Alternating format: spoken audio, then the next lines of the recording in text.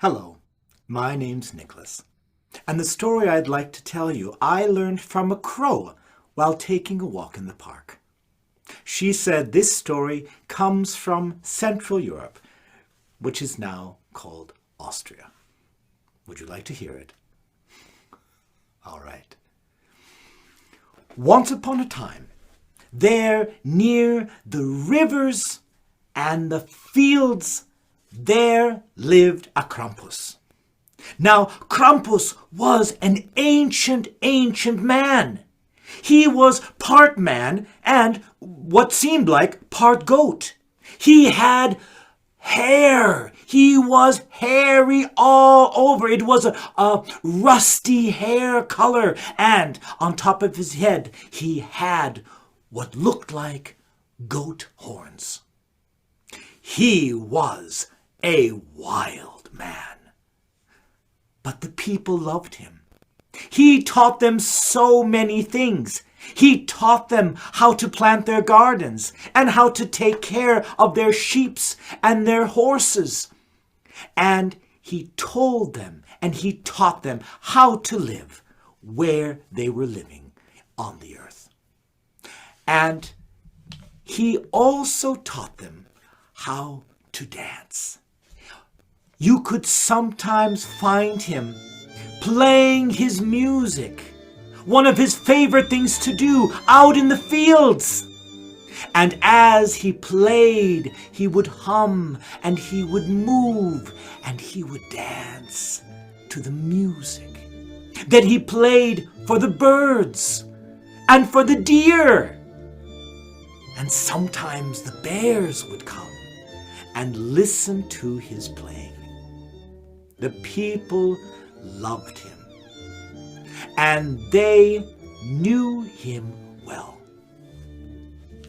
Well, one day, a new man came to their village, and his name was Nicholas.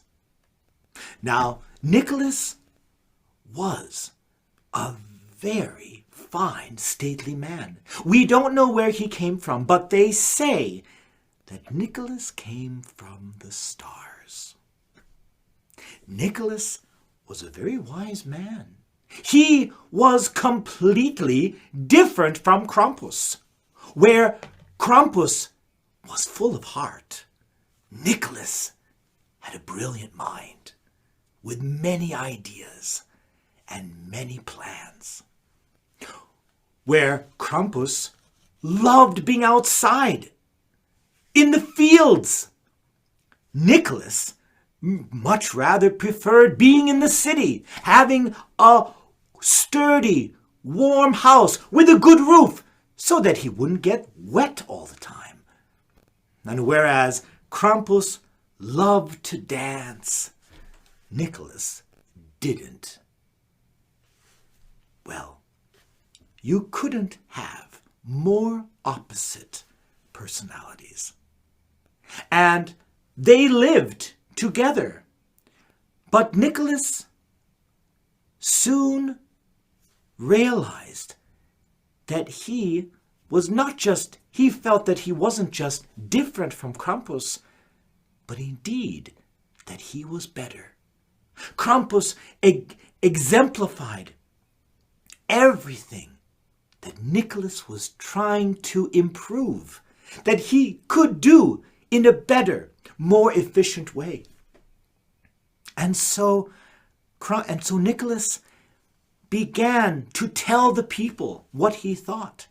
And he began to tell stories about Krampus, and he began to find ways to make himself look better than Krampus was.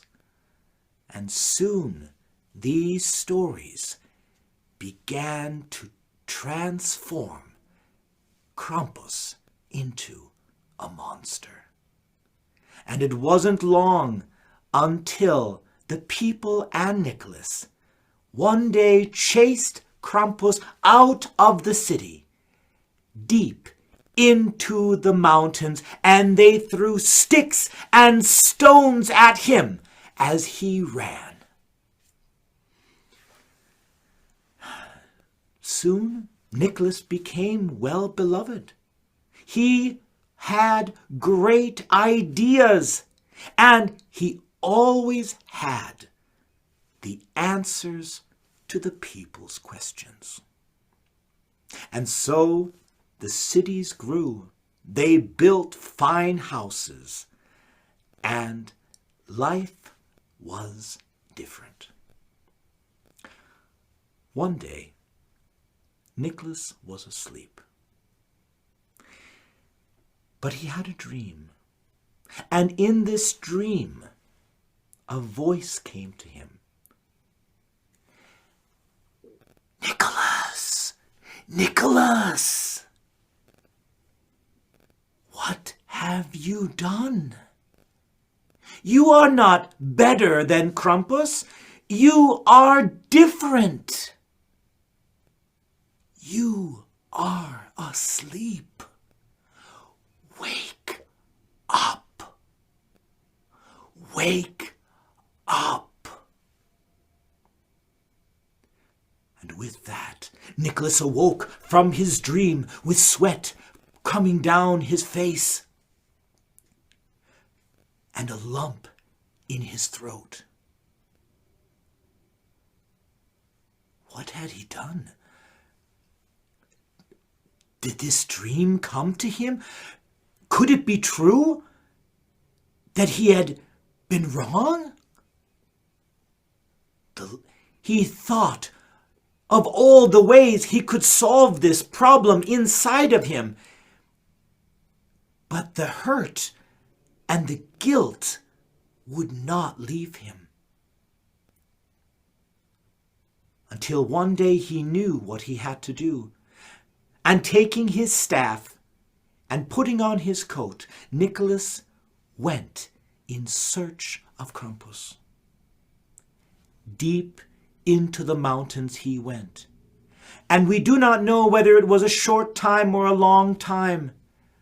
But Nicholas called out for Krampus across the mountains. "Krampus!" he would call. But all he heard back was his echo. His clothes became tattered. His hands became rough, and his face bitten by the cold, cold winds. He drank water straight from the springs, and his shoes had holes in them. But one day, he looked up the mountain, and there, by an outcropping, he saw what looked like a man, but had the horns of a goat. And he began to climb. He climbed up the mountain until there, standing before a cave, was Krampus. And approaching him, Nicholas fell to his knees and said, "I was wrong. Forgive me. I will make amends if you come back with me to the city. The people need you." And Krampus looked at Nicholas, and they looked deep into each other's eyes, and Krampus saw that he was not the same man that he was before, that something inside of him had indeed changed. And Krampus knew that he could trust Nicholas. And smiling, he went into his cave, and he brought out his fiddle, and he began to play. And as he played the music, Nicholas began to dance. He began to move in ways he had never moved before. He began to jump. He began to leap. He began to dance around and around. And the joy in Nicholas's heart grew and grew. And the two saw each other for the very first time. And together they walked back into the village. And Nicholas told the people that he was wrong, and that he had made a mistake, and that Krampus was needed here in their city. And the people heard what Nicholas said, and they too looked in his eyes, and they saw that they could trust him. And soon the people and Nicholas were dancing to Krampus's music. They danced in the town squares. All the people came out. And there was great, great rejoicing. And there were crows that were on the roofs of those houses that saw everything that I told you. And they told this story to their children. And their children told their children. Until one of those crows told me. And now I've told you.